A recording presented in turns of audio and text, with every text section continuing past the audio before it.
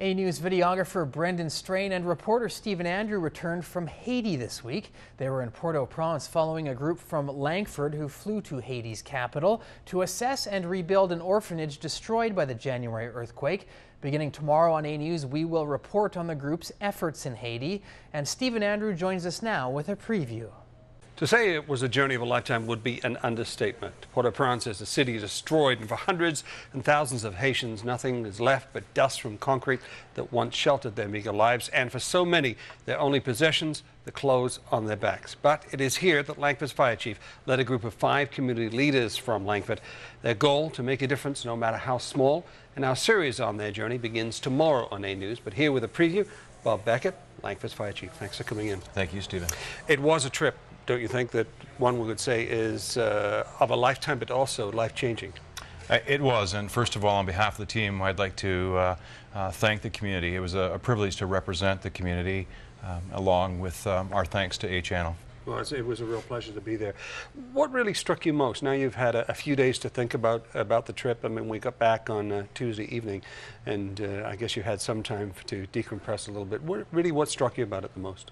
Well, I think it's easy to focus on the magnitude of damage, the tent cities that were there, but our purpose, our mission was to go down there and make a difference for the lives of the children in the orphanage, and that's now, after reflecting, is where all of our energy needs to be, moving forward, working with the various partners that we established both in Haiti, back here in our community, and let's get the project done. Let's give them a safe home. Let's give them a community where they can grow and learn and be educated, and in turn then give something back to their community. When you went down there, you said you wanted to rebuild this orphanage in a matter of months, basically, to try to do it as quickly as you can before the rainy season started. Do you think that's going to be possible?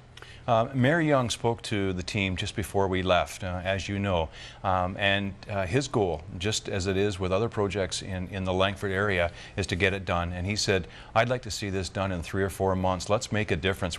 Unfortunately, we're not going to be able to avoid the rainy season, but we will be able to have something for them, I think, by September, that will provide them with the necessities of life.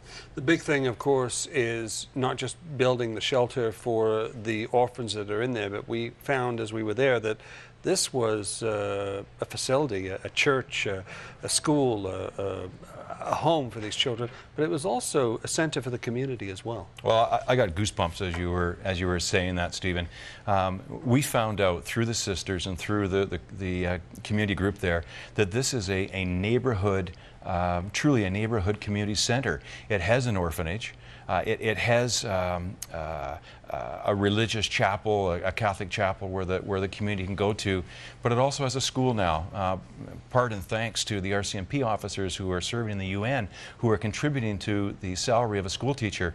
So this isn't just an orphanage. We're creating a community center to provide an opportunity for people to go worship, and most importantly, I think, is to provide education for the residents of that community. Aid was talked about this week, of course, international community putting millions and millions of dollars into that, and some have said that really it's just going to be a drop in the bucket, and really will it make a difference? Here you are with a small project, not of the magnitude of some of the aid that we were seeing put in there from North America and Europe. Is it worth it, and do you think this is the way to go?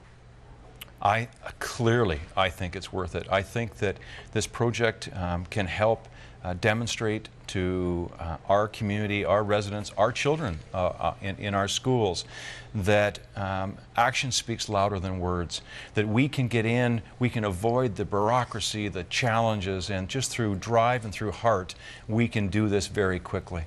Bob Beckett, thanks very much. Appreciate you coming in. Thank you, Stephen. And you can follow our series beginning tomorrow on A News with Hudson Max starting at 5 o'clock. And for more information on the project, you can go to the website, www.teamhaitichildren.com.